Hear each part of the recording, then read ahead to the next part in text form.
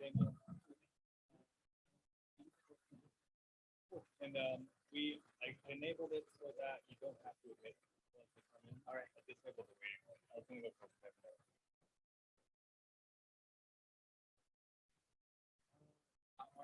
Yeah. I don't think you need to be co-host through the chat. So, yeah, it's already set up if you don't mind. Yeah, you don't have to admit anybody. Just pay attention to the chat and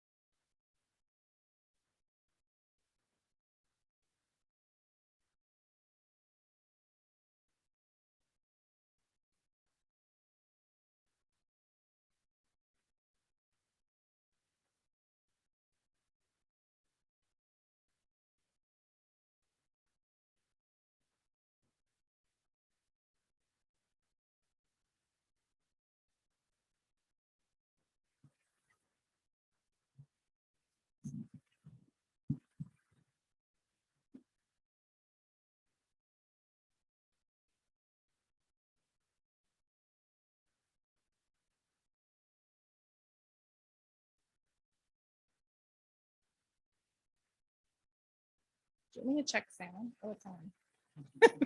Okay, check complete.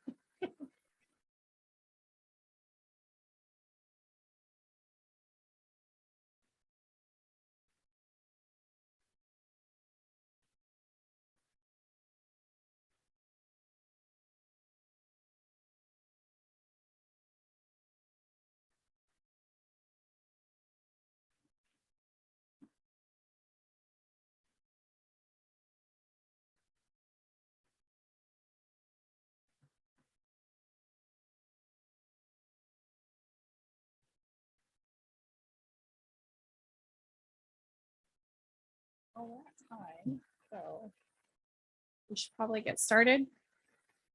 Y'all are ready to be riveted with internal controls? Yeah. Okay. Hi, everybody. Good morning.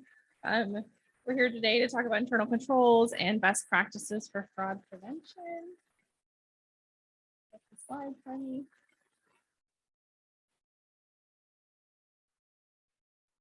I'm Kari Young. I'm a partner and shareholder with Jones and Roth CPA firm. We have offices in Eugene, Hillsborough, and Bend.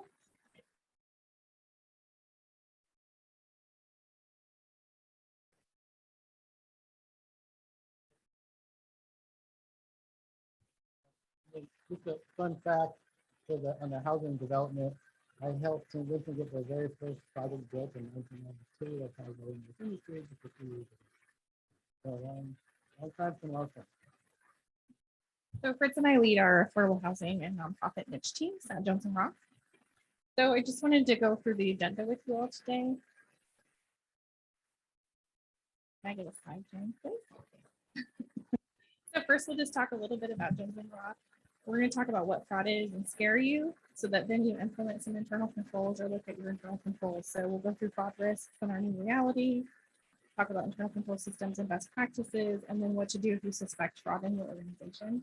If you have questions, please feel free to ask those along the way. We love for it to be interactive. If you're on the Zoom, you can put your questions in the chat. We have somebody moderating those questions. First, a little bit about Jones & Roth. Like I mentioned, we're a CPA firm. We just celebrated our 75th anniversary, and we work with clients in Oregon and across the Pacific Northwest. We're a niche-based firm, which means our teams specialize in certain industry niches. Some of our largest niches include affordable housing and nonprofits. We also have construction team, family business focused people, healthcare, and retirement plans are another large concentration for us. Our niche team focus allows us to provide our clients with a specialized approach of a large firm, but also have people and continuity and that service feel of a smaller firm.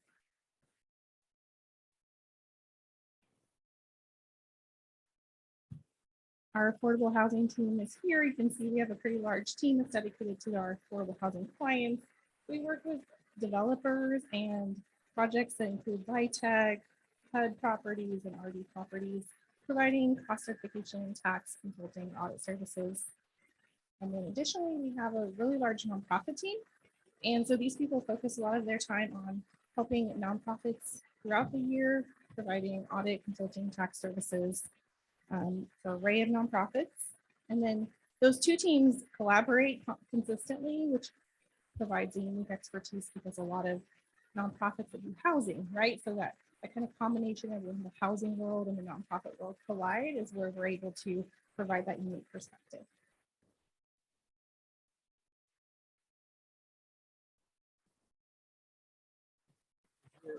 What you guys are from? So do you guys are trying to say what company you're from?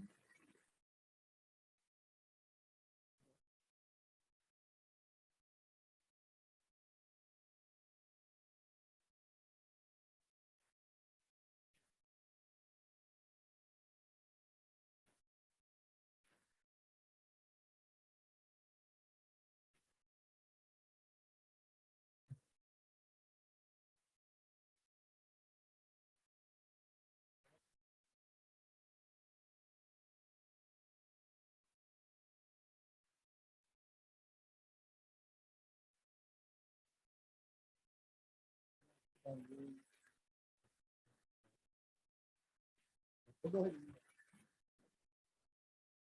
So let's start by talking about what is fraud. So we'll talk about the different types of fraud and what constitutes fraud. There has to be 4 things present for an act to be considered fraud, as opposed to just a mistake, right?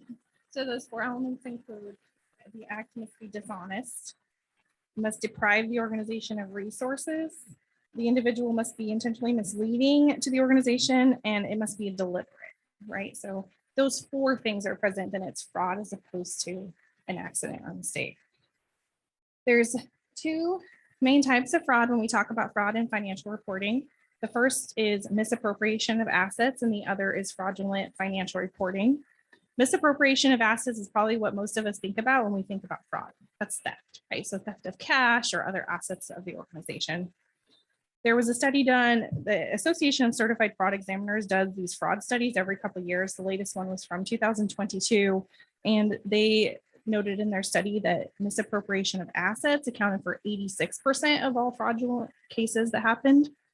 And then the other type of fraud is fraudulent financial reporting, which maybe is a little bit more obscure to think about, but this is misstating your financial statements in a degree of ways to mislead users of those financial statements. So some common things would be misstating your revenues, whether that's inflation or smoothing out earnings across periods. There's all sorts of things people do to manipulate earnings, especially if you have somebody that, let's say their bonus is based on meeting certain targets, right? There's also the risk of concealing liabilities from your balance sheet, manipulating cost allocation plan. So for nonprofits where you're getting federal funds, maybe you have a pressure to push expenses to one grant or another. That's also can be considered fraud. Or just other misleading things in the financial statements, including disclosures that are misleading, leaving out violations of debt covenants, things like that. That same study I mentioned said that only about 9% of fraud that was caught was due to manipulation of financial statements. All right. So in the room, who's familiar with the fraud triangle? Anybody? Okay, this is exciting. So the fraud triangle is actually a really basic concept, but it's a really good one to know about when you're thinking about fraud risks in your organization.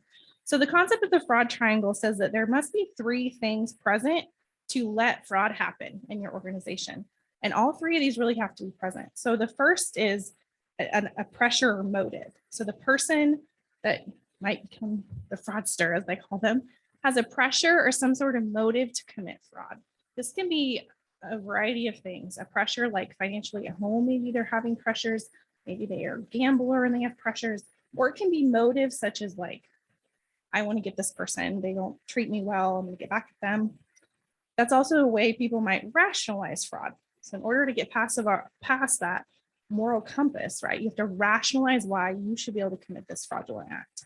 And again, that can be things like, they owe this to me, I'm underpaid, I'm undervalued. The fraudster comes up with a way to rationalize the fraud. And then the third thing that has to be in place is opportunity to commit the fraud, right? Those other 2 can be in place, but if there's no opportunity to actually commit fraud, fraud would not happen. So of these 3 items, which one do you think we have any control over? Opportunity. So that's where internal controls come into play, because only with internal controls can you take away or limit the opportunity for people to commit fraud. All right, next slide, please. So that study I mentioned earlier from the Association of Certified Fraud Examiners also indicated the primary internal control weaknesses that they found in their study. And I think this is really interesting because the largest weakness, which is 29% of cases, was just a complete lack of internal controls. So just there are no controls or nobody's following them, right? That's almost a third of organizations they looked at that just had a lack of good internal controls. Other items included override of existing controls. So they have controls in place, but people aren't following them. A lack of management review of items or oversight. And then another one is poor tone at the top, which Fritz will talk about more further along in the presentation. The other fact that was presented in this study was how fraud's concealed. Most of this had to do with manipulation of documents. So whether it be physical documentation or electronic documentation, that comprised the majority of the ways people concealed their fraud, right? And then the other was just destroying or withholding documentation. So documentation is a key piece of fraud happening, which means it's a key thing that we should consider in building our internal control system, is safeguards over that documentation and review of that documentation, which can get a little bit tricky as we move into a more and more virtual environment. I also found this very interesting. This was their study indicated how fraud was detected. So a lot of times people are like, oh, our external auditors will detect fraud, right? When in reality, that's not our main focus of an audit, nor is it our actually responsibility at all as an auditor. However, if we come across fraud, we have to tell you about it. You can see in this study that external audit only detected about 4% of fraud. That's how that was detected. The vast majority of fraud is detected from a tip. That means somebody tattled on somebody, which is the good thing to do, right? So 40% of the time it was from a tip that happened. And if you go to the next slide, you can see who made the tip. So 55% of the time it was an employee, another employee saw something and reported it. And so having a tip line or some way for people to express concerns is a very beneficial thing to catch fraud from happening in your organization. And they found that those organizations with like some sort of tip line, it was that 47% of fraud was caught by tips. Those without a tip line or hotline, it was down to 31%. So that's an easy thing organizations can do to protect themselves against fraud. Can you hear me okay with this? Is it working? I just want to add just a quick story since you guys are in the housing world. Do any of you remember the property manager story that came out? It's probably 3 or 4 years ago, where they had stolen millions of dollars, but they were hiding it. Didn't you see that story? And what they were doing is the people they managed all your security deposits, and they were stealing them, but they would fake these bank statements. Sorry. They would fake these bank statements. Well, they didn't have an audit, they didn't have a review, they didn't have a supervisor. Nobody is checking this. And if you looked, you would have found they were faking the bank statements, but they were doing it so badly. If anybody looked, they would see that they were fake bank statements. If they checked was the bank, they would have seen that the balance in the security deposit was not $1 million, it was zero. And this is in Eugene, again, a few years ago, but I don't know if you guys have heard of it, being you're in that world.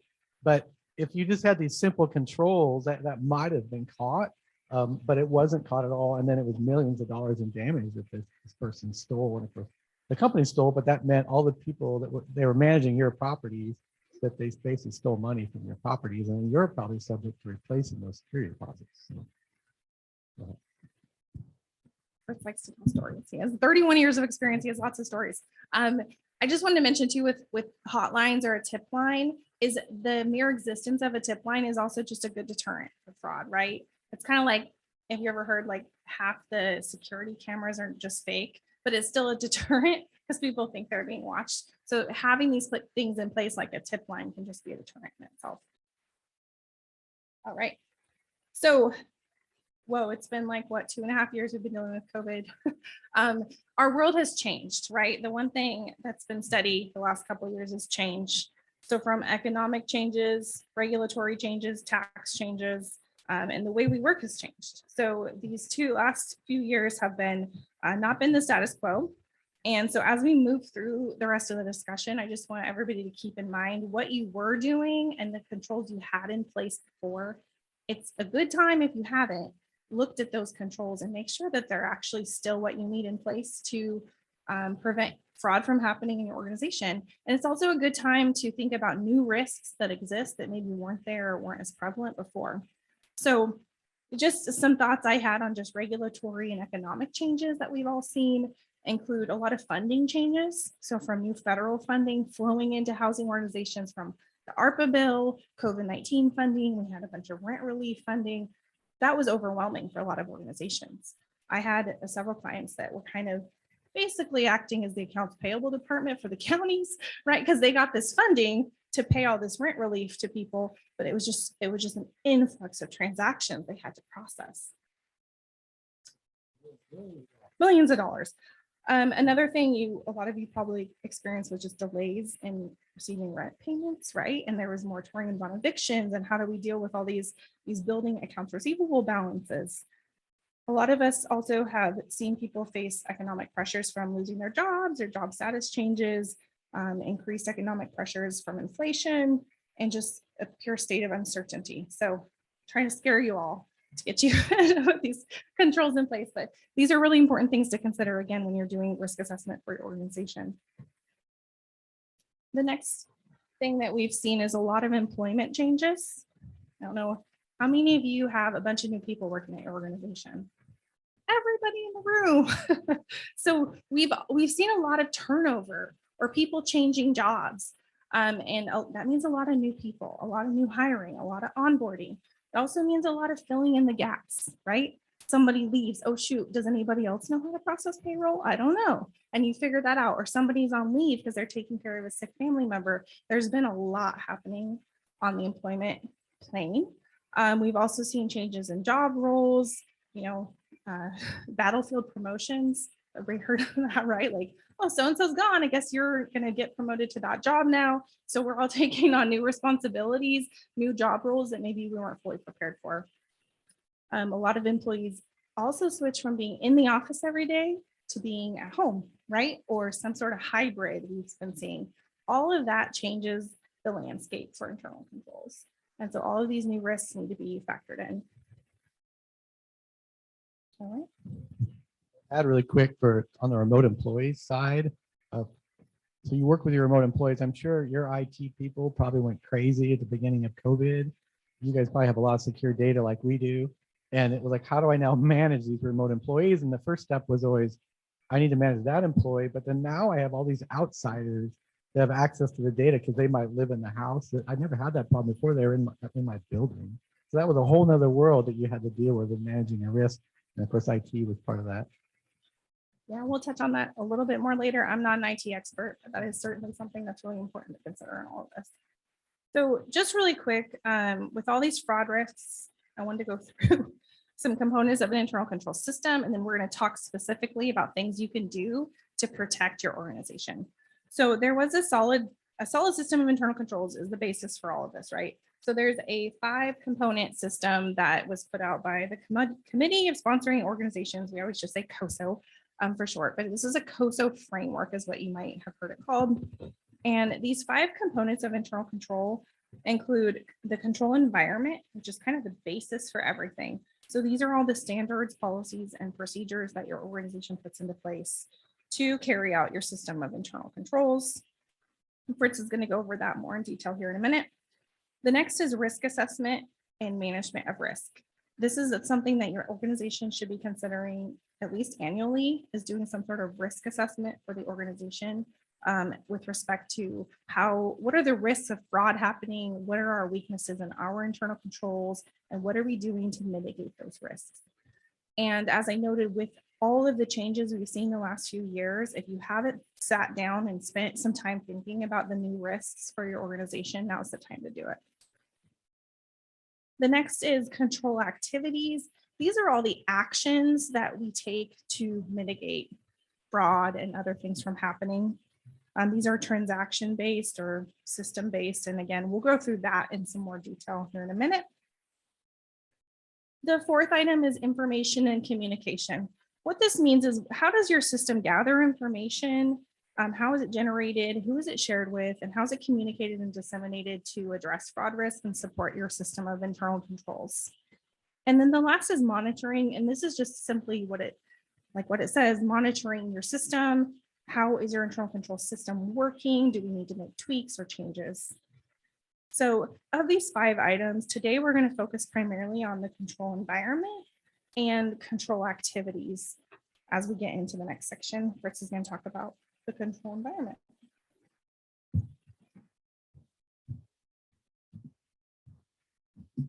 You hear me okay? All right. So you want to switch the slide there. Just some bullet points I wanted to just touch on and kind of talk about them. So you're all a CFO, you're a nonprofit, you're a developer, whatever it might be, and you're looking at your company. And so one of the keys is, of course, your environment. So if you look down these bullet points, you go think about your environment. When I consider these and say, well, first of all, when I look at my group, is there a commitment to integrity and ethics? And in most cases there are. But there's always companies where there's not. There's always some company, there's some CEO, and maybe this is in the for-profit world and not the nonprofit world, but that could be, so you need to consider that. The one that I think is one of the most important in your world is your governing board oversight. And if you guys do tax credit deals, the limited partner oversight. So one of the things I like as far as managing your environment is, what is my oversight? Do I have an active qualified finance committee board? And if I'm doing LIHTC projects, do I have a really good limited partner? Because all those people are providing you oversight, which is helping you mitigate the risk of fraud. That is an internal control, having oversight. So you always want to look and say, do I have a strong finance committee? Yes or no? Do I have a strong board? And if I have other oversight, is it really strong too? There's limited partners out there that don't really provide you any oversight. There's ones out there that provide you maybe more than you'd like, but that also, again, minimizes risk. So that's a big one. And then you go through and say, well, is there clear management structure? Do I have that? Am I developing training staff? So if I look today and said, I'm assessing this, can I improve it by training people? So whatever my risk is, can I train the people on it so they're going to be better a year from now? Like Kari said, these people got promoted, new position, they don't know what they're doing. But if I train them a year from now, they're in really good shape. And so that'll help my environment. And then the accountability, we'll talk about here in a second more of this is, what is your accountability in your company? Because again, there are some companies where there is no accountability, a lot bigger risk there. The ones where there's high accountability, there's a lot less chance of going wrong when people feel accountable to the company, not just themselves. Okay.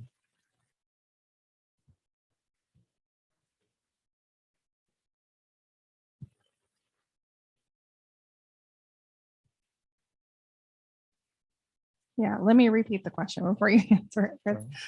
We had a question, if you're on a board, what are the things you should be looking for in the financial statements that you're reviewing? Is that good? Yeah. And then as we go through this presentation, there's going to be a lot of answers to your question. I'm going to summarize it in a second. There's a lot of answers to that. I think the overall part is that, what is your role on the board? If you're a finance person, that usually means you're involved in the finance oversight program, maybe not. And so one, are they providing you financial reports? Believe it or not, that happens where they're not. So there's that. They give them to you. What do I want to read? Well, do they look accurate? Are there strange things on there? Hopefully not. And then how healthy do I live?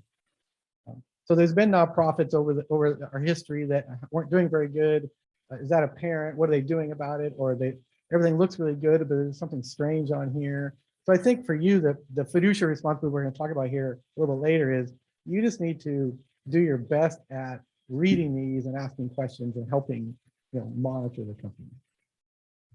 I think that's the basic part. And then somewhere along here, Kari's got this, the Department of Justice, Oregon. They have a really cool like PowerPoint, Adobe on your responsibilities as a board member. So if you are on boards of nonprofits, you might want to read that. I think the tangent is, some people forget that you do have responsibilities if you're a board member. You're not just on the board. That you're a fiduciary, so you're somewhat liable. You want to be careful that you're following the rules, and then they tell you what the rules are and what they're not. Again, that's a tangent, but something to keep in mind. Okay, so if you want to flip the slide, the tone of the top, that's a big one here. Again, I think most organizations probably have really solid tone of the top, but if you do work for an organization that they don't have good ethical tone, that does kind of increase your risks. And so, like, for example, if you pictured, how do I improve my tone of the top? There's something, what I can do is, well, hiring the right people, that's going to affect the tone of the top. And so the people that spend a lot of time hiring the right person, that's helpful. If you don't have a good hiring process, well, a lot of times maybe what happens is the hiring causes more problems than it helps. Let's see.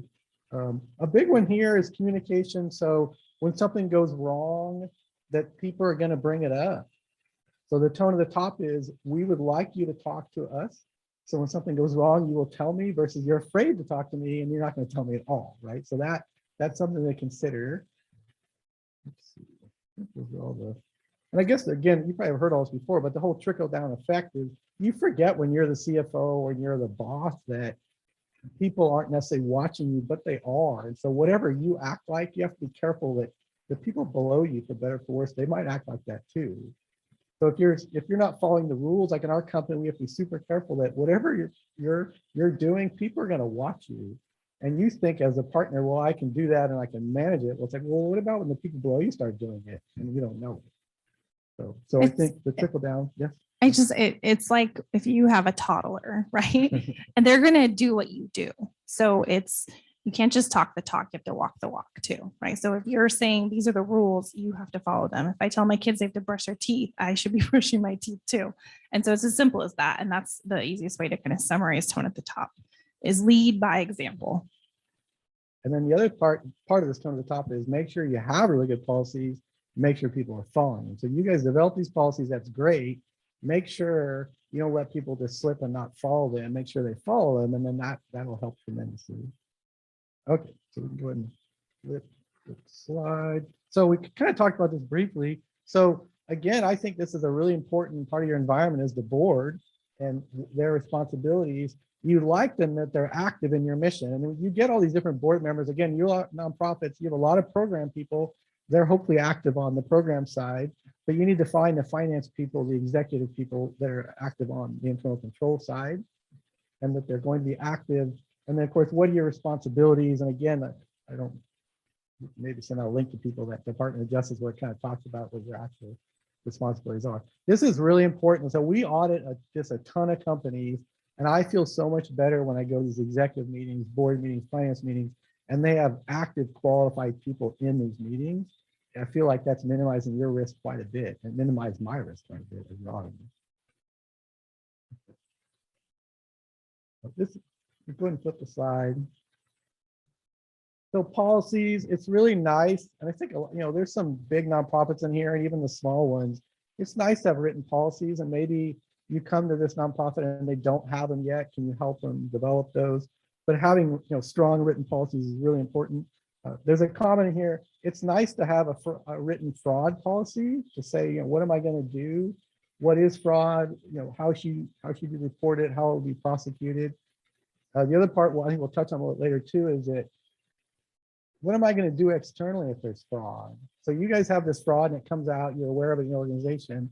I worked for this nonprofit a long time ago, and one of the board members thought it was important to tell the media. I don't know why they thought that, but they told the media about these discussions they're having. If you're going to have discussions internally about what to do, you should totally do that. But getting newspapers involved isn't going to help, I would say, anybody, right? Like if you want to prosecute it, that's one thing, but going and putting in the newspaper, this causes all these problems. So, and this has probably been 20 years ago this happened, but they caused all these problems externally with their organization because they thought they should talk about this. And once they did talk about it, they're not going to stop talking about it. They're going to keep on asking you. So again, when something happens, you want to have a plan. So again, if you're the CFO or if you're on the board, do I have a plan to what to do if I do have fraud? That's really important. Written conflict of interest policy. I think that's really important. That'll help. You're allowed to have related party transactions with your board and people you work with. You just have written policies how you manage it. And then again, if you go off into your reporting, these things have to be disclosed too. So it's like, I'm going to have a written policy. I might do business. So you guys have bankers on your board. I might do business with that bank, but it's going to be written how I'm going to deal with that. And then that way, there's not going to be, if someone doesn't want to follow the policy, you got the policy right there. It'll help you. You won't have too much conflict if you're able to have these written policies and then you're following. I just have a couple questions on written policies because I think it's really, really important. And I don't want to gloss over the fact that all of your significant accounting cycles should have documented policies as far as who does what, who can approve transactions, who's responsible for what. And it's not just to say you have it. It also can be very handy in the case of somebody's absence, right? If you have a document that says how you process payroll and who does what, that can be referred to when you have a new hire. It can be referred to if somebody's out on leave for a while. So those things can really help your organization. And they need to be kept up to date. So sometimes we'll go to do an audit for a new client and they'll have a written policy, but it's from like 1984 before I was born. Like, I don't know if this is actually up to date. Are you still doing everything this way? They're like, oh no, we don't do that at all. I'm like, okay, well that's meaningless then, right? It should be updated. It should be updated frequently. And it should reflect what's actually happening. So if you're just not able to have perfect segregation of duties, which we'll talk about, don't write that into your policy. Write what you're going to do to mitigate instead. So it is really important that that's a living document and that it's up to date. Yeah, and then just to stress that, in the last few years, you've had sudden turnover for whatever cause it, you don't know, a lot of different reasons, but that protects you. The sudden turnover in your accounting and finance staff, if you have these written policies, if you have these manuals, you can hopefully keep moving. That's, when executive directors call me because their CFO quit, they're super stressed about how am I going to keep my accounting going. Well, if you've got these policies and procedures, and maybe, of course, maybe someone's fostering, but you got these other people that maybe know what they're doing, they can step in and do it temporarily. You don't just have to halt your finances because the CFO quit suddenly or what again, a lot of different reasons the last couple of years why people left, but it protects you if you've got these things all written down. A lot easier also to bring in a person and train them if they're all written down. Okay. Flip there. So the three main kinds of policies here, there's the three kinds. You want to have all three kinds. So you want to have the preventative policies. Those are really important. If you can have policies to prevent this happening, then it'll never happen, right? So you want to have the preventative policies. You want to have the detective ones because things do go wrong. So you want to have policies where if something does go wrong, I'm going to detect it. So if I'm the CFO and a program person or the controller person, if they did something, or if it's even was a mistake, it's going to be detected. You want to have policies for that. And then there's just the corrective ones, like something went wrong. What can I do in the future that doesn't go wrong again, that I don't keep on doing it? So you just want to have all three of these. They're all really important. You know, for example, in the middle, we'll talk about all these policies in more detail, but the bank reconciliation, the most famous of them all, like you have a good bank reconciliation policy and how I'm going to do that and who's going to look at it. We'll talk about that more, but that's a detective policy. Is it nothing's supposed to go wrong, but I'm going to have this policy to do a bank rec, whatever that might mean, and then that will hopefully detect things go wrong. A million years ago, we were auditing a golf course, and we were doing an audit. We're just doing a review, and they asked us to start looking at their bank reconciliations because they were kind of nervous. And so we looked at them, and we were seeing these outstanding checks that were round numbers, $500, $1,000, and their outstanding checks, they're just sitting on there. And again, the executive didn't really understand it. They didn't know what to look for. They didn't look at it. And so we went and looked at them and we said, hey, bookkeeper, can we talk about these? She quit. Of course, doesn't always happen this way, but she was actually committing fraud. That was money that she took, and she was faking it as an outstanding check. And these round numbers. The other part you'll hear about is the round numbers that they wrote themselves a check for $500. And it's funny these days. You think an accountant, if you're going to cheat, don't write yourself checks for round numbers, right? The accountants are looking for that. Don't do that. Write it for $3.99. Don't give advice on how to commit fraud. So I'll give you guys advice. But that's a key control. And then it's funny, again, I've been doing this for 30 years, the things that come up over the years that you wouldn't think could ever happen, and then they do. And that's where, preventative controls, corrective control, that's where they come up. Okay, so super important. Again, a lot of these things will go into more detail as we go along. Segregation of duties is one of the most important policies you can have. I don't remember if some of you work for smaller nonprofits, and so you might say, well, how do I do that? Even in a small nonprofit, you can have segregation of duties, and it might be you have to rope in some board members. Maybe it's a program manager. It might be somebody besides, I only have one bookkeeper, I only have one accountant. But you want to have segregation of duties in these three areas. I'm sure you guys have all heard this before, but you never want to have someone doing all of these. And I rarely ever see this happening where someone's doing all of them. But it does happen. Again, maybe a smaller company that they have the bookkeeper do everything. And then going back to Kari's point in the beginning, if there isn't an opportunity, maybe fraud can never happen. Well, if you let them do this, they now have the opportunity and they can hide it. So you want to have segregation of duties so they can't take a transaction and commit fraud and no one will see it if things are segregated. So that's the main thing, is we're gonna have our record keeping. Question, yes.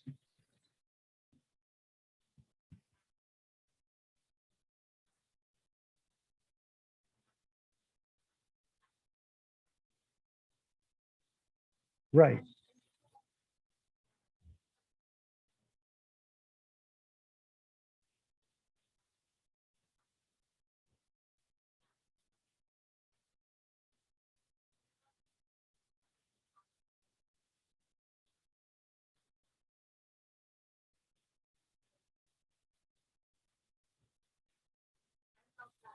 We have a question about segregation of duties for those of you on Zoom, so we're going to elaborate a little bit more.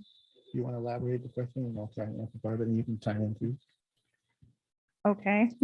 Well, so I'll try. here, I'll do it. So I think the question was, can you talk a little more detail about these three pieces of segregation of duties? For example, which ones are the most important to split apart? I think authorization is one of the most important things to split apart. You could do all the accounting you want, but the key is if you don't let them sign checks or have access to getting checks out the door, wiring money, whatever, then they probably can't get money out the door. So I do think that's a really important one. And then the third one, the reconciliation, is important too, because they're doing stuff over here on accounting. If someone else is reconciling it, they're going to look at their work and maybe they'll catch things if things are going wrong.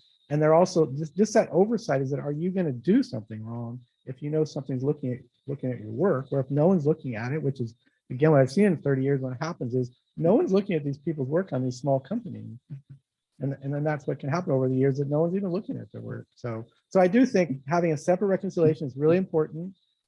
Having separate authorization is really important from all these. And again, you'll have, let's say you're small enough, you have to pick and choose. Again, that's where you maybe want to rope in somebody else that I can't have more than one accountant. I just can't. Well, can your treasurer do it? Can one of your other board members provide some help? You know, that's one of the ways to add these. So I don't know if I answered your question. Good. Let's see. Comments, Kari. Okay. Let's see. This is one of our favorite slides. Trust is not internal control. I keep on saying this, 30 years. I've seen this before where they have these longtime people and they've never done anything wrong that you're aware of. So you trust them and then something goes wrong and all of a sudden, oh, wow, I should have noticed that. Like, you know, this person, steal one of Kari's comments, you know, they went on vacation for the first time in 10 years and you go and look at their stuff and you're like, wait a minute, what's going on here? And then they were hiding it the whole time. All right, I'm going to switch to Kari. Over way here. I just totally destroyed her organization. Typical.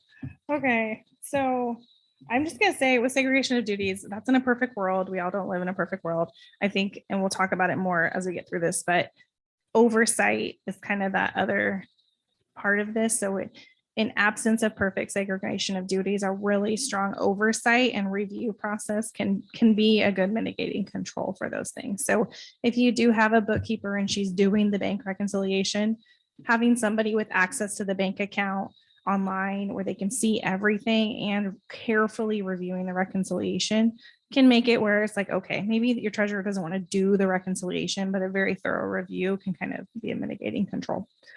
Okay, so we're going to talk specifically about some of the fraud risks for disbursements. Thank you. All right, next slide. So there's a lot of things on here. It's going to be a little bit of a long topic. I'm going to scare you and then I'm going to tell you how to prevent it. Okay. So the first is check fraud. So paper checks, some important things to consider. Where's the check stock kept? Is it under lock and key or checks pre-numbered? All that standard stuff you learn about. Is it in a safe place? Who has access to it? Do you have a signature stamp? I mean, signature stamps are a thing of old. I don't think that there's really any place for signature stamps anymore. Maybe there is that I'm forgetting, but with online banking tools, you know, maybe not the best thing. So those are check fraud is probably getting less common because of all the electronic transactions, right? But there's still theft of check stock. There's fraudulent signatures. There's modifications to checks that happen that can still be a risk. I have a question.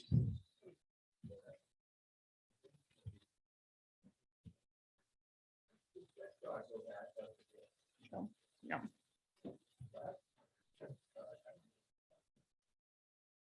Yeah, if they can get a hold of your account number. So again, that's why it's really important whoever is doing the bank reconciliation is looking at all those clear checks.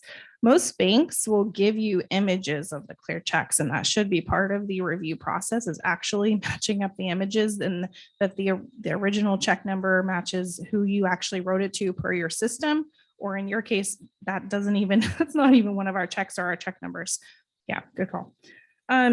Fraudulent signatures, like I said, who's authorized to sign the checks is an appropriate person that is taking that job seriously. You shouldn't just be able to give somebody a stack of checks and they just sign it while they're talking. Like I see that sometimes at board meetings, like, oh, I need you to sign these checks. And the person's just signing it while they chat away. I'm like, oh, you're looking at the things, right? So we'll talk about best practices for check signers here in a little bit. Something one of my banker friends told me, I don't know if any of you have worked in banking, but sometimes people are like, oh, well, the bank would know. That's not an authorized check signer. The bank does not look and see who signed these checks. Like they have no real way of thoroughly checking the signers, right? 99% of stuff is processed electronically, it goes through. So they're not checking that that signature matches the signature card that the signer filled out. That's not a, yeah, or that it's even been signed in some cases. They certainly also do not check for dual signatures. Even if your check stock has 2 lines on it, that's not a process that they follow. That's an internal thing that's a good control to require 2 signatures, but it's not something that the bank is going to check for you. We had a question here.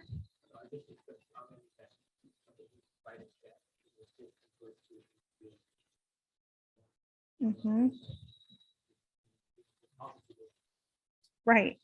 Yeah. Okay. Speaking of, yeah, another question.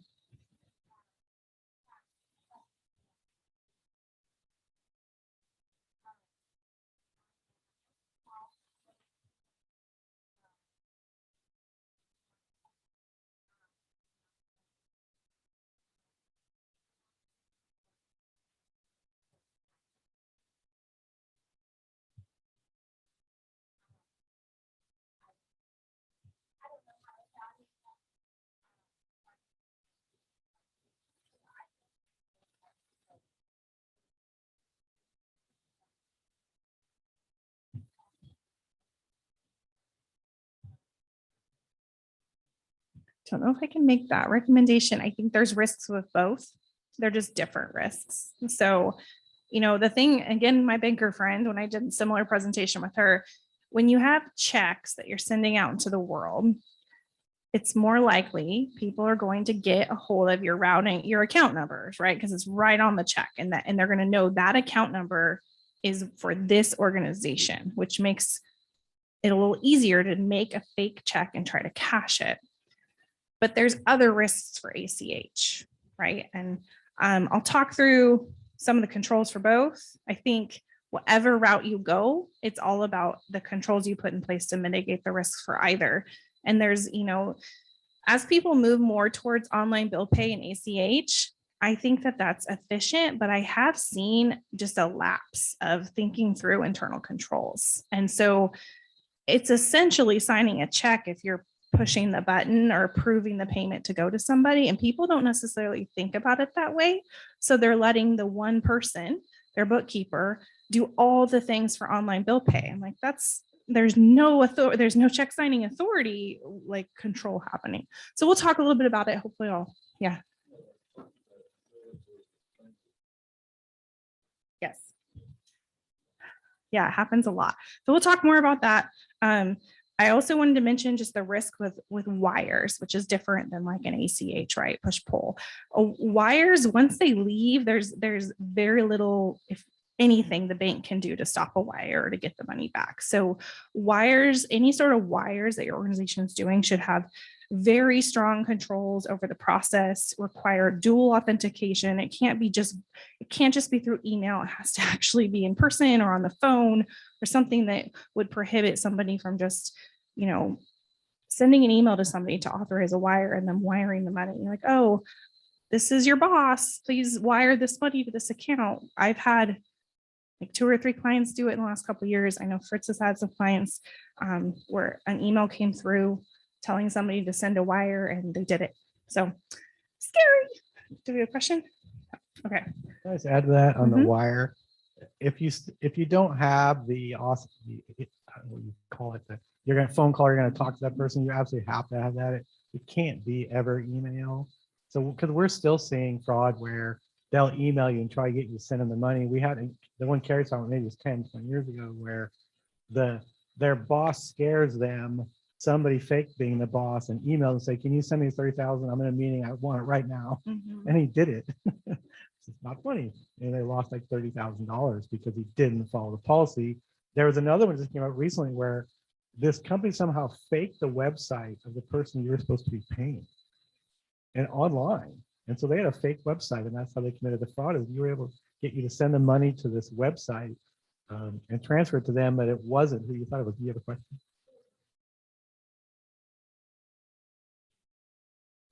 No, I mean like a literal bank wire. Yeah, bank wire.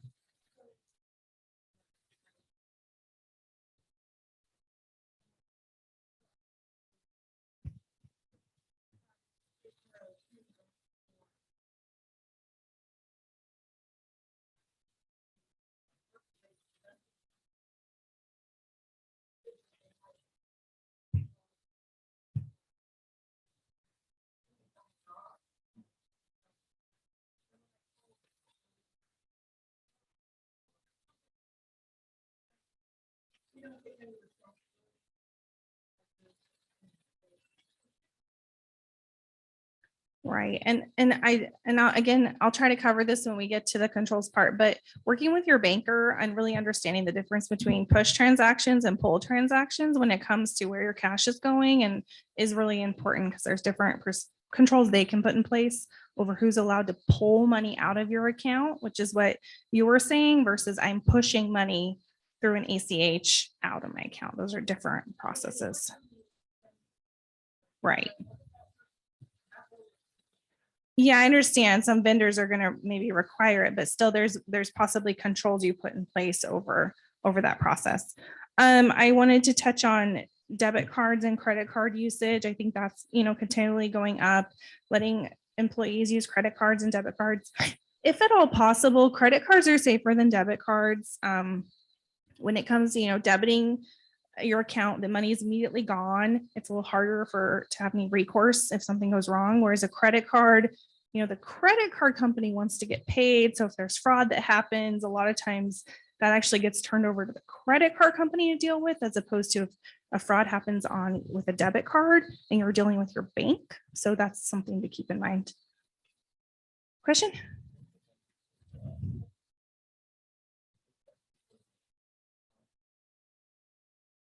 Mm-hmm. Yeah. So he was just noting that on your online banking, you can set it up where certain things have to get an additional kind of approval. They show up as exceptions. This also is like with a positive pay service, you can have things show up as exceptions that require an additional approval before they get processed. And you can do that for pull transactions.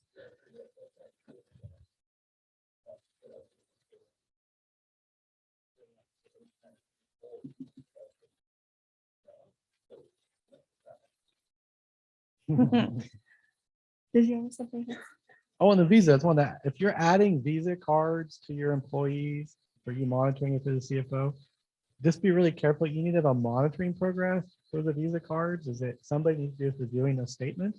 Of course, they would never commit fraud, but if you have someone that's looking at them, that'll keep some things happening in the future. And then like if they're doing something that's not clear, you're telling them right away that you don't think you can't put your hair appointment on here. I'm sorry. I don't care if you're the president of the company, no hair appointments on your company Visa card. But if you're looking at them, those are going to come up. So I've seen that over the years where fraud does happen. It may not be very big, but if no one's reviewing it, you don't catch it till later. So just have a monitoring. If you're going to, we have a whole bunch of Visa cards for employees, but then someone else has to review the statements every month to make sure there's nothing. You want to get your most intimidating person to be in charge of reviewing expense reimbursements. We'll talk about that. Our person will grill me just as much as she would grill an intern. She's from New York. She's very intimidating. So don't mess with her. Anyway, okay, let's talk just some more about the risks and we'll go through more controls just to share with everybody. So a few more risks: vendor fraud schemes. These are things like issuing payments to fictitious vendors. So maybe your bookkeeper sets up a secret LLC and then puts it in as a vendor and she's sending money to it and creating this fictitious invoice even, right? So any vendors that are new or different, that's a risk, right? Fictitious vendors. Also kickbacks. Yeah. Mm-hmm.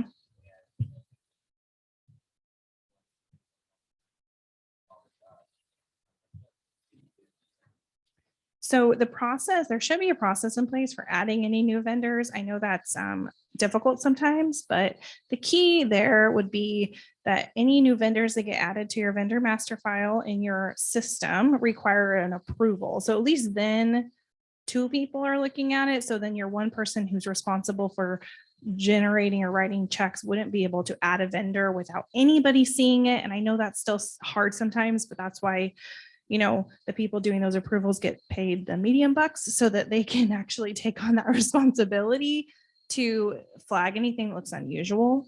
It also comes up in the check signer process. So we'll go through that here in a minute. And then there's some data analytic things you can do to check for vendor payments. Okay, improper use of donor restricted funds can also be fraudulent. So if you get money in from donors and you're a nonprofit, it's restricted for certain items, making sure you have process to use that and not using it for other things. Another common one is expense reimbursement schemes. That includes things like personal purchases, duplications of the same expenses. So sometimes people resubmit the same receipt multiple times. My mom actually runs a property management company, and she had a long-term person that was getting into the file cabinet, taking off old receipts and resubmitting them because they were collecting receipts and stapling it and the whole thing. And it took her a little while to find that. So I thought that was pretty crazy. And then just like we mentioned, fictitious receipts or invoices. So I think we're a little behind schedule. Payroll schemes. So has anybody heard of like ghost employees? So your payroll person creates this fake person and they're getting, it's really them and money's going to them. So that's a risk. Also just falsified timesheets. Time theft is real, people. It is a hard thing to monitor. I've been reading more and more articles about it and having a lot of questions from clients. How do I monitor that so-and-so is working at home and they're actually working? Or that their timesheet's right. They're working off site. How do I know that their timesheet's right? It's kind of hard. There's things you can do from an IT perspective if they're working remotely on a VPN or something, but it is certainly a risk there, and there are some controls that should be put in place. Another question? Okay, next slide, please.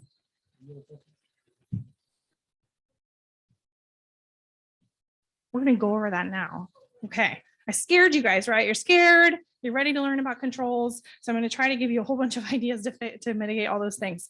So the first is that good old segregation of duties, which Fritz talked about. And so what's the current process? Where do we have a lack of segregation of duties that maybe can be improved? How has the process changed with COVID? It's a very important thing to think about. And reprioritizing your risk. Where are my key fraud risk areas? How can we put somebody else in the mix to segregate the duties? Like you were saying, authorization is important. I think you never want the person that's responsible for doing all the rest of the accounting to be a check signer. Like never, ever, ever. That's never a good idea. Whoever is the check signer, there's some important things that individual should understand with respect to their fiduciary duties, and they need to have a system where they're really doing their due diligence before they're signing off on checks. So recommendations would include to actually get the supporting documentation with the checks that you're signing. So going back to my story about seeing just a stack of checks handed to somebody, I would expect to see a stack of invoices handed to them too, and the check signer actually briefly looking at the invoices and looking at the checks, especially for anything unusual. At least those invoices should be available to them at that time so they could look at it. Even they might be used to, oh, we pay ABC company $500 every month for rent. I don't need to look at that one. But if something comes up unusual, they should be able to flag that. Okay, let's see. The other thing is who mails those checks out. So if somebody signs all the checks and then they give them back to the person who has all the other accounting responsibilities, that kind of takes away that segregation because the person in theory can modify the checks or change something at that point. So really the check signer should mail them, or they should give them to a separate individual outside of the accounting function to stuff and mail the checks. Okay, this next slide, please. Let's talk more about this, but with respect to online activity and mobile banking. So similar to check signing, anytime somebody has the authority or ability to remove money from your bank account and have it go somewhere else, that's effectively like the same as what you're authorizing your check signer to do. So you should be building that into place in your online banking platform with respect to roles and rights within the banking system. Every bank is different, but every bank has the ability to have people have different abilities to deal with money, right? Some people can view only. Some people can authorize transactions, but not draft transactions, right? They call them different things. But just like other areas where we're segregating duties and having approvals, you want to make sure that same thing is thought through for any online transactions, online bill pay, ACH, anything like that should have the same process. And that does get missed frequently. So, okay. Is there specific questions on that I didn't address? Yeah.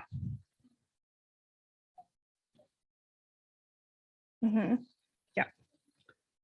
Okay, I'll do my best. I'm not a banker, but I'll do my best.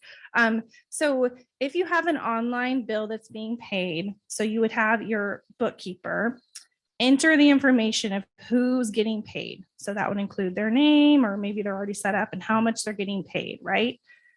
Then that would be like drafting the transaction. Then that's it. It gets pushed to somebody else for approval, which is essentially equivalent to signing the check, right? And they approve it, and then it gets actually paid. So, and then there's, the review process that's happening on the back end with the bank reconciliation. But most banks of any size anymore can simply push a notification to the check signer to, there's something for you to approve for payment, and they can look at it and approve it. But just like with the check signers, they should have access to the underlying documentation. So that's, to look at and figure out what things should we even allow to be paid online, what things require a bit more support before I approve it as a check signer on the account. But all of those things should be built into the platform so that the person just doesn't have the authority to click the button to spend money. Does that answer your question? Okay. Yeah. Yes, I will try my best. Again, I wish my banker friend was here. She's great. Positive pay is when you basically upload a list of what you're going to pay with this check run to the bank. So then the bank knows this is what you've approved to pay. And then when the checks go to be sent, the bank is cross-checking those two lists, and if something comes through as a check and it wasn't on your uploaded thing, it will be an exception that will get pushed to you. And that's what this gentleman was talking about, is you can set certain things to always be exceptions. Like if there's a vendor that, yeah, and that's positive pay as best as I can explain it. But you should talk to your banker about these things because, we're CPAs, we see half this side of this, but your banker is going to love to have lunch with you and tell you all the things that their online banking can do, all the ways you can prevent fraud. And yeah.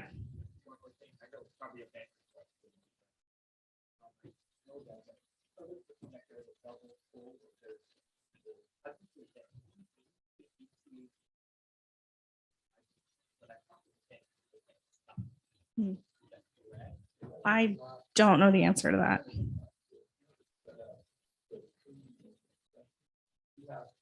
Mhm. So any polls, what he was saying is you could set it up as a rule where any poll transactions are always exceptions. So then it requires an additional approval. That's different than a push transaction, like with positive pay, where you're pushing out funds.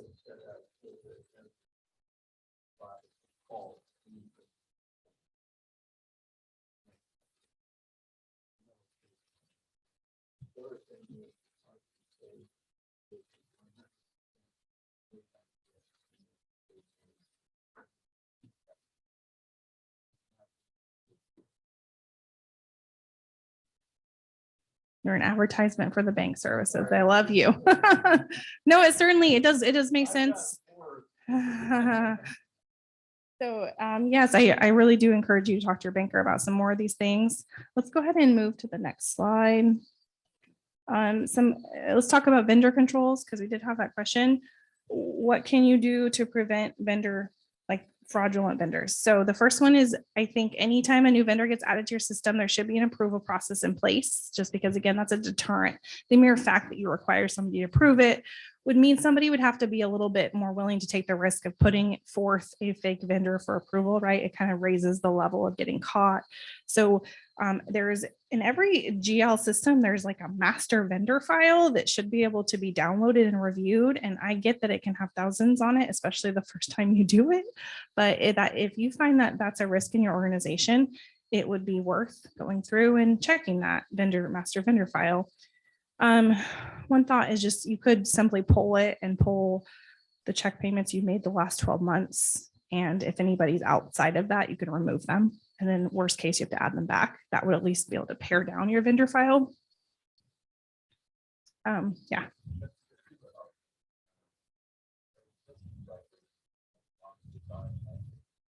Yep.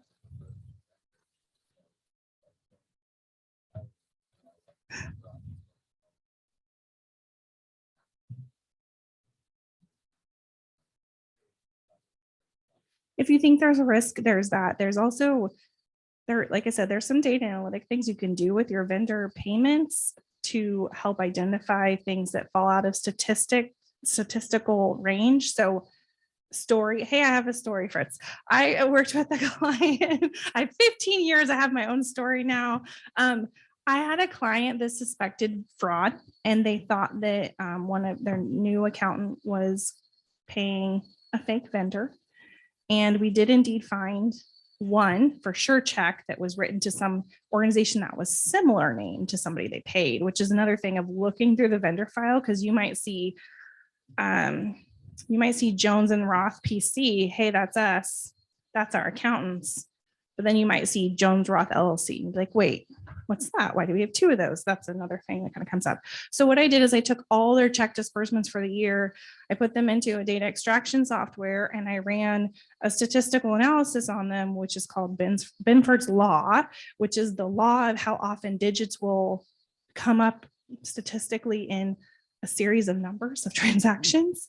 And it was amazing because I had never done it before, and it sure popped up a couple of things that looked unusual. We looked into those transactions and found several more fraudulent vendors that had been set up, because statistically those numbers shouldn't have occurred as much.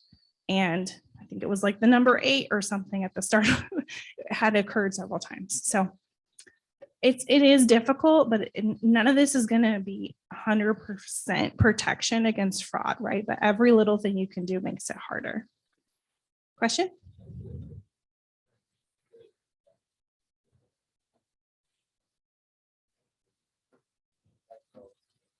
True. He mentioned if you are doing your 1099s and something gets kicked back as a wrong ID number, that can also be a trigger. A question back here? No, I made that up. Fritz, did you have something? Just really quickly, also search for maybe the last names of your key people. You're looking at your vendor list, the last names of these other accountants or program people that are involved in the process. If you search for the last name, are you going to see someone's brother, sister, mother-in-law? That's another thing you can do to search for these fake vendors, is little things like look for the name of the company, or like Kari's saying, is the same company twice. It's a little bit different. And the vendor list should have addresses and everything too. So you could even see a similar name or the same name with different addresses. Another question?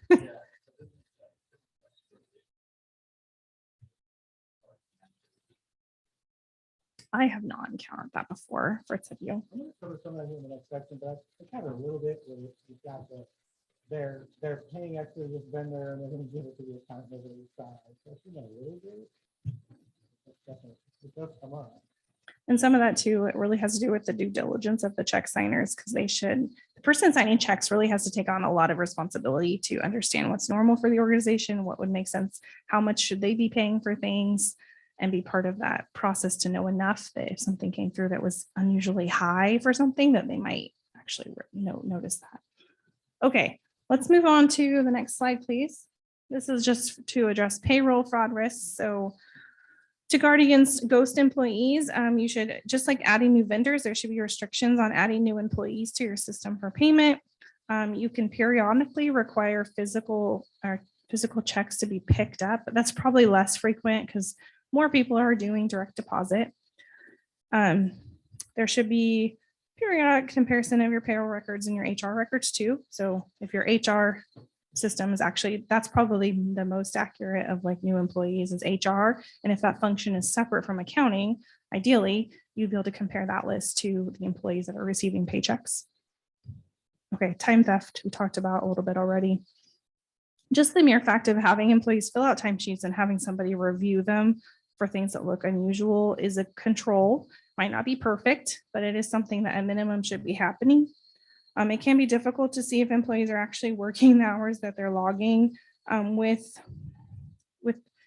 I don't, how do I want to say this?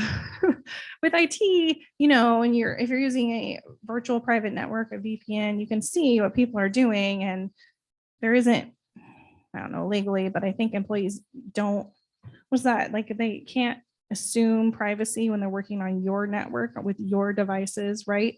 So you kids simply log in and see how much they're active. You don't have to sit and watch what they're doing on their desktop, but you can just tell if they're actively doing something on the computer system.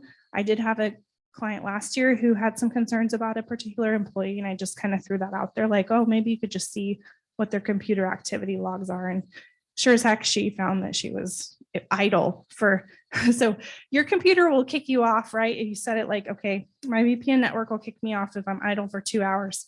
So this employee would be idle for an hour and 50 minutes, some activity, be idle for another hour and 15 minutes.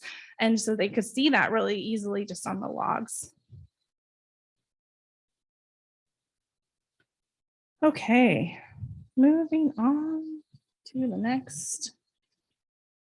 Okay, we talked a lot about policies. Oh gosh, we're running out of time. Fritz is reminding me, this is my last slide though. So you should have written policies for expense reimbursement, require receipts. Like I said, have your most intimidating person responsible for overseeing reimbursements and following up on getting those receipts. And no receipt, no reimbursement is an okay policy to have, and that will get employees to turn in receipts for reimbursement requests. All right, I'll let Fritz take over. Obviously disbursements is probably the most important of all the things we're going to talk about. So there's a lot to talk about in that area. So I think it's fine to spend a lot of time on there. If you want to switch the slide, cash receipts, there's areas to be aware here. They may not apply to your organization, but you just look through and say, what are the normal things that could go wrong? I've seen probably all these, just not very often, like the false discount. So there's ways. So if you have an accountant, you have a bookkeeper, somebody that's trying to commit fraud, how are they going to do it? And these are some of the ways in the tenant world, the fake tenant or the fake write-off. So the tenant pays the rent, the bookkeeper takes the money, they do a fake write, they write it off. They write off saying it was never paid. That's a thing that can happen. The false discount, they take a discount that they shouldn't have, or they figure out some way to commit fraud with that. I'm trying to think. The tenant things comes a lot with just how you're handling your receivable section. I don't know. We work with a lot of nonprofits on the stolen donations. When you guys are getting a lot of your donations, they're probably not a lot of money. So you want to have control so people aren't stealing. Like if you're a thrift store, they're not stealing it. They're $1 at a time. So you want to have ways to manage it, but that's not usually a huge issue. Revenue recognition, I've seen that happen before too. Kari mentioned the donor restrictions. That's not necessarily fraud, but it can cause you problems. So you get a restricted grant. I think of an example. They gave you money to buy a van and you went to spend it on operations. The casino finds out about it. Hey, I gave you $25,000 for this van. You didn't buy a van. You spent on operations. Give me my money back. So that's not necessarily fraud, but it can cause you problems. So these are I'm just summarizing this area that there's some fraud risks out there you want to be aware of. And again, you can look more into how these all work. I don't necessarily see this a lot, but over, again, the 30 years I've seen it all happen before. I'm going to flip this slide. If you do have a risk around cash receipts, segregation of duties is really important. I don't know these days that your groups receive a lot of cash, and we call it cash receipts. In the old days, you would receive cash. That was a huge deal, that money would come in the door. You'd have these controls so that people couldn't take that cash. I don't know how much cash, literally cash. But even like checks. And even, yes, checks, but still, is that coming in the mail? A lot of that, and not as much as it used to, but that's the issue, is what is coming in the door, and do I have duties around? It's not the same person. So the money comes in the door. It's not the same person that opens it, that sees it, and then records it. So they talk about the the double thing where you open the mail and people compare their lists. And so there's this, there's ways you can minimize this risk. I don't know in your entity that that's a big risk that you need to worry about, but if cash and checks come in the door is still a lot, then I want to make sure, is there a risk of it disappearing? What can I do? So just be Well, aware with of that. rents, I mean, tenants are paying probably cash or checks, right? They're getting maybe they're online paying. I don't know if anybody's doing Yeah. that right now, but it is really important, especially if HUD requires you to accept cash, which I know is the case sometimes, that you have a system in place for where that cash is going, and that the tenants are getting some sort of receipt. Because again, that's just another deterrent of fraud, because the tenant, if you send them a late notice for rent and they're like, I paid my rent, and they have a receipt, that's pretty easy to be like, where did that rent go? And so that's going to be a fraud deterrent. Anytime tenants are paying rent, that they're getting a receipt, especially if you're collecting rents on site, like by the property manager, that's another good process to have in place. And I guess the secondary risk is, if you, with your tenants, how many of you have property managers managing that cash versus you? You know, a lot of you, you're paying a separate property manager. How are you monitoring that? And how are they reporting back to you, how they're managing their rent receipts? So you're just going to look at, what are my cash receipt risks? And then what do I have in place? How am I going to manage that? So that, again, so here's the big deal. Go ahead and put the slide. Again, I'm not a banker. This area, there's a lot of ways you can minimize the risk by banking controls. I'm not going to get into it, but like Kari already suggested, if you haven't really talked to your bank in the last few years about ways you can add things to minimize your risk, this is another area where they can give you ways to do it. Not my expertise, but maybe again, sit down with your bank and say, hey, how can you help me improve my controls or risk management in these different areas? Flip the slide. So this, we talked about this earlier, so just really briefly, this is one of the most important controls, bank reconciliation. It seems kind of silly, but you want to do it timely. Believe it or not, there's some people that don't. And you want to have somebody else separately reviewing it and asking questions and, you know, figuring out if you're going to make any adjustments based on that. And then if you said, I only have one accountant, I don't have anybody, the CEO doesn't have any time, or maybe they're not, don't feel competent. Well, who could do this? You could ask the treasurer. They might say, well, I'm too busy, I don't want to do it. But if you ask the board member, maybe they can do this. But you really got, if you don't have this being a key process, but I know you probably all do, just be really, really careful. I think in the world of COVID, everybody's, maybe their procedures started slipping. So if people are getting later and later, or you think there's a good reason why they're not giving you these reports, things like that, just be careful that the reason isn't what they're telling you. I mean, the risk is there's fraud there, and they're telling you it's late, but they never give you these reports. Just be careful about that, that the reason they're not giving you the reports is they don't want you to look at them. And they think if they tell you to leave them alone, maybe you will. I mean, I've seen that before where people will tell me that their reporting is behind 3 or 4 months. And I'd say, well, you have to tell them that they need to fix that. You just can't do that forever. That has to be fixed. So this is a key. I just want to share, I have a large client that they just hire a third party to do their bank reconciliation. That's all the person does once a month, is that she does their bank reconciliations, because again, it's just another way to segregate duties. It's another set of eyes. It's a fraud deterrent. So that's another possibility for organizations with a small accounting team, is see if you can maybe contract with a service just a couple hours a month to do some bank reconciliation. Okay. Again, this, you know, what controls can you have on these billing and skimming, you know, schemes? Again, you just want to have segregation of duties, because if someone can record something in your accounting system and then they can make the changes, that's where there can be fraud. So if you have segregation of duties, they can't post a transaction and then change it, right? If they can't change it, for example, the accounts receivable scheme where something comes in the door for a tenant, they write it off, they get to do that, they keep the money. That can't happen if they're not in charge of doing the write-off. And if, you know, your supervisor comes to you and says, here's a list of people I want to write off, and you're going to look at it and say, well, you know, you're going to ask questions about it. But that, I haven't seen that a lot, but that is it would be a common thing in your areas. You have tenant receivable, right? That's what you have. And so you could have all sorts of fraud things going on. I haven't heard in our auditing over the last years that that's happening very much, but it's something you got to be careful of. Again, I just wanted to summarize that section because it's not the biggest risk area, and make sure we can summarize these other sections in the rest of our class here. But I'll let Kari go and do these next couple ones.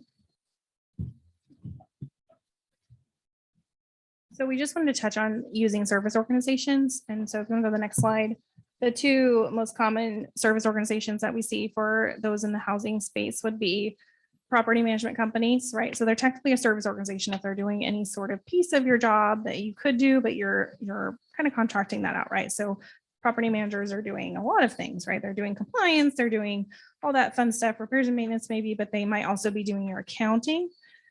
So anytime you are using a service organization as part of your risk assessment process is what is the risk of their accounting system, right? Kind of by proxy, you have to also consider their controls and do they have good controls in place? Are you doing any sort of monitoring procedures? You should at minimum be getting timely reporting from your property management company and be reviewing those, reviewing the bank recs yourself for anything unusual, reviewing the accounts receivable for growing AR balances and asking questions, right? The other one is payroll processing services. So like ADP, right? They're a big company.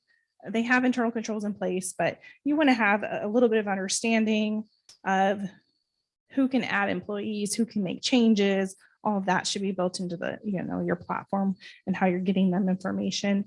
And then within your organization, there should be a process to review payroll data and reconcile and be looking for anything unusual. I just want to add really quick, and I don't remember all the details, but there was a fraud that happened with 80 here paychecks where that someone accessed your payroll and got them to run a payroll, because of the way the process was set up. And then ADP paychecks, they said, we're not responsible for this. It's not our fault. This was your process. We ran this payroll. You didn't catch it. It's not our responsibility. It's about $50,000. So again, you want to have strong controls. So you're not processing it. So something can go wrong that you can't control. So just be really careful that you have really strong controls in that area. So they don't do something that you don't want them to do. And then they just say, hey, it's not our fault. It's your problem. All right, go ahead and go to the next slide. And the next slide. Again, I'm not an IT expert. Fritz is certainly not an IT expert. Just kidding. But we did want to just kind of talk to everybody. We all just need to have a heightened sense of awareness right now, right? Because more and more every day in our personal lives, I'm sure you're seeing weird emails you get and in your professional lives. So there's just continually to be more risks related to the IT environment. Fritz kind of talked about security of data especially with remote employees, is that you should have policies in place for anybody that's working remotely or at home some of the time. What are the processes and policies that you have? Are they allowed to just take stuff home from the office or no? Are they allowed to print things at home? Where do they have to keep it? Do things have to get shredded? Like there's a lot of personal information that flows through housing agencies for your tenants. And so there should be policies and procedures in place to protect that personal data, right? Again, not an expert, but there's VPNs, which are virtual private networks, which can help keep your data secure when people are working at home versus them just using, a direct connection through their Wi-Fi. Zoom bombing was a thing. I think there's been more security put over that, but if you're having a meeting and you're discussing sensitive information, just be aware of who's in that meeting. What controls are there in place to allow people to access the meeting? And then email schemes, which happens just about every day, it feels like anymore. But how many of you have ever received a weird email with things to click on? You weren't sure if you should click on it. You don't have to admit clicking, but right, we have very high level filtering in our firm, and we still get emails that come through. And so it's really important to educate all of your employees on the risks with email phishing schemes. And we have a comment, yeah.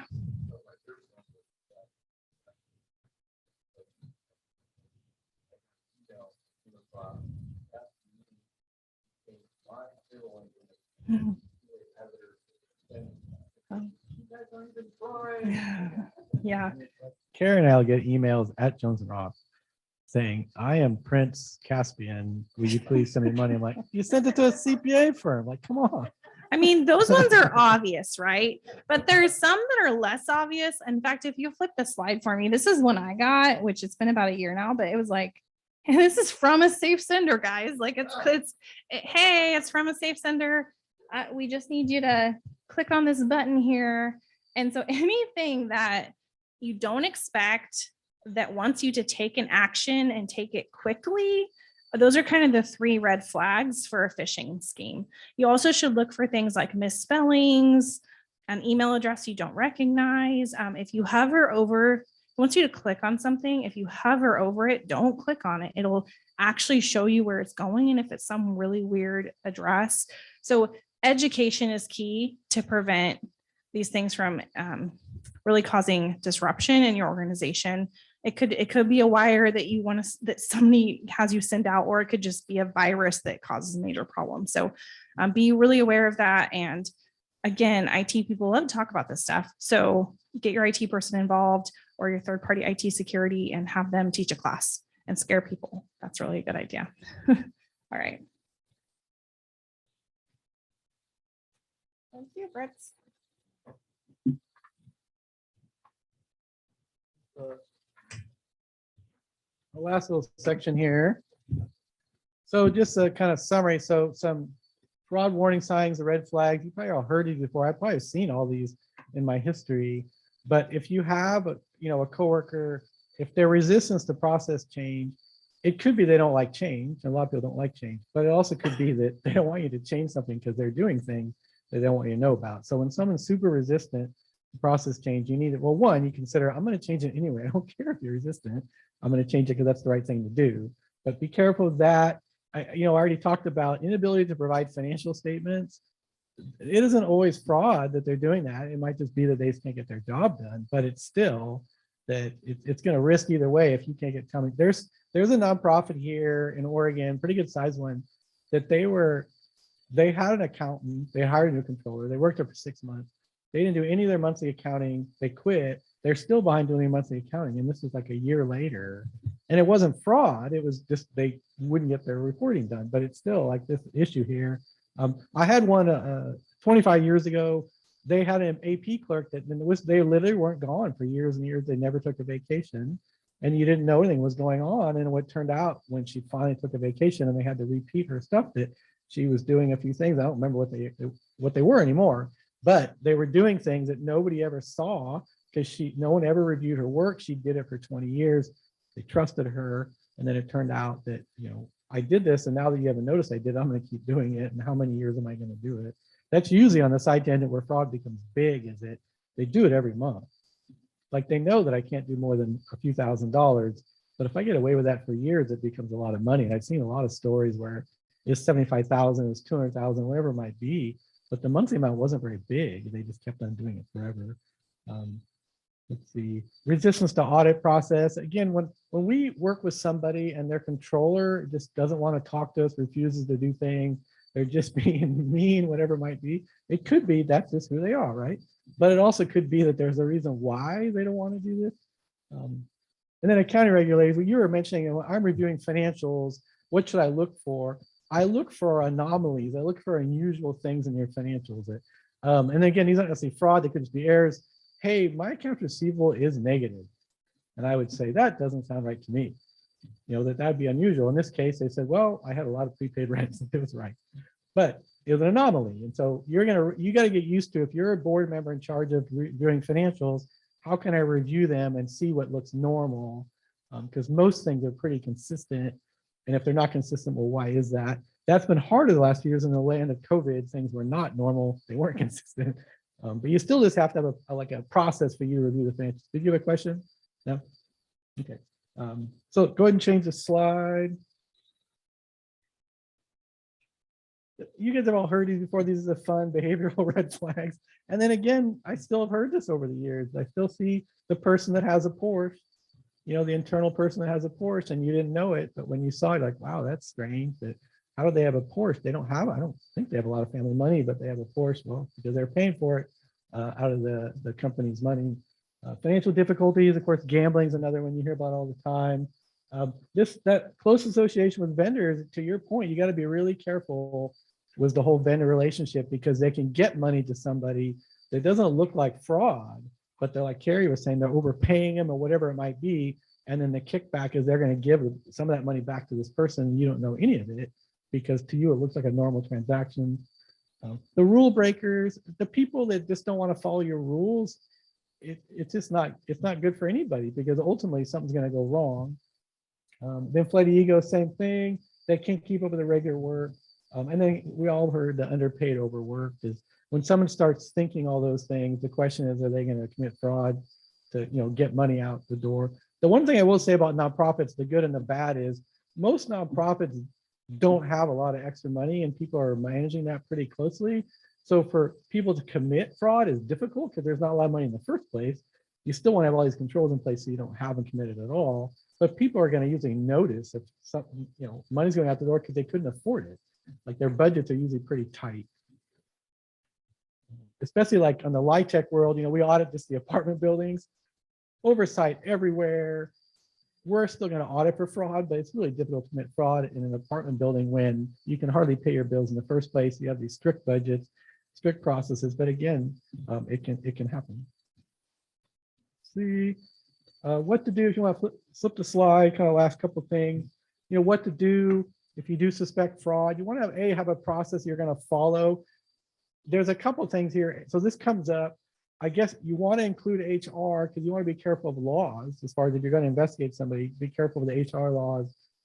But I'm going to go ahead and, I'm going to do some sort of investigation. I'm going to call in someone that knows what they're doing, whether it's the police, CPA, whatever it might be. There are, if you really have a big issue here, they have fraud examiners out there. I don't know if you guys have heard of that before, but they have people, that's all they do. Oregon isn't a huge state. So I wouldn't say that, people, there are a lot of the fraud examiners here in Oregon because it's not a gigantic state, but there's people, that's what they do. They literally come in and they'll investigate fraud for you, do the investigation, come up with a report, figure out where to go from here. I would say what I said earlier is, what to do if I suspect fraud, do your internal investigations, but don't go out externally and start talking about all these things. Like you're a board member and you're upset that this all happened. That's great to talk about internally, but going and hurting the reputation of the nonprofit isn't really helping anybody. And now, like when I saw this a long time ago, the donors, all these people don't trust this nonprofit anymore because they had this fraud. This particular example, it wasn't this person I alluded to earlier. They were putting, they're going and getting their hair done. They might go to a clothing store. They were stealing arguably $50 at a time. They thought it was allowed, right?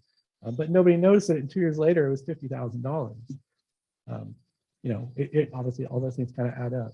But again, the credit card part of that would be if you were reviewing that along the way, you would have said, again, to Kari's point, I want someone that will ask tough questions. Hey, executive director, that looks like a hair appointment.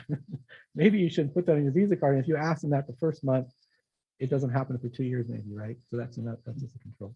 So let's see. I was going to see. You want to go ahead and flip the slide there. Just for the when you're working with your CPA, there's a lot of things they can do. I think the main thing if you're doing an audit is here's their responsibilities. What you have to remember, there's some responsibilities in an audit. When you look at the other things they're doing, they can do some things for you, but there's not a lot. We're not necessarily doing a lot of fraud work in some of these jobs. If you went up and said, hey, can you go look at things for us? We will do that, but it's not part of the normal process. The audit, there is some things we do in the audits, but again, the audit isn't based on we're looking for fraud. The audit is we want to express an opinion on your financial statement. That's what we're trying to do. But along the way, we're going to go look for and ask for if anybody's aware of anything. But this is good to know. Because what we've heard over the years is people just assume that if I'm working with a CPA, they're going to protect me from fraud. That isn't really the case. It's like, what am I paying them to do? I've had people think that when they had a tax preparer. They're paying them to do their tax return. They're going to protect me from fraud. Well, I'd say, well, how are they doing that? They're just doing your tax return. But people think of CPA being, that's what you're doing. So just be, whatever, if you need help with these things, ask, talk about it, but don't just assume. So I think, go ahead and hit the next slide. There's some other resources out there, but those are all of our comments, but I guess other questions, things people have.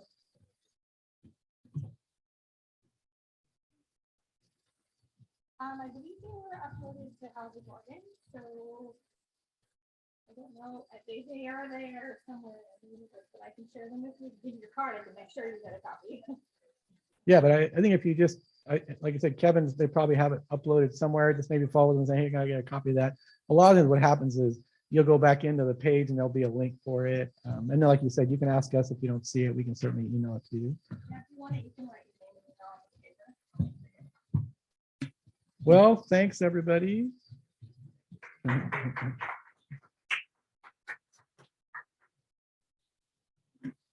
Hopefully, we never need to talk to you about fraud.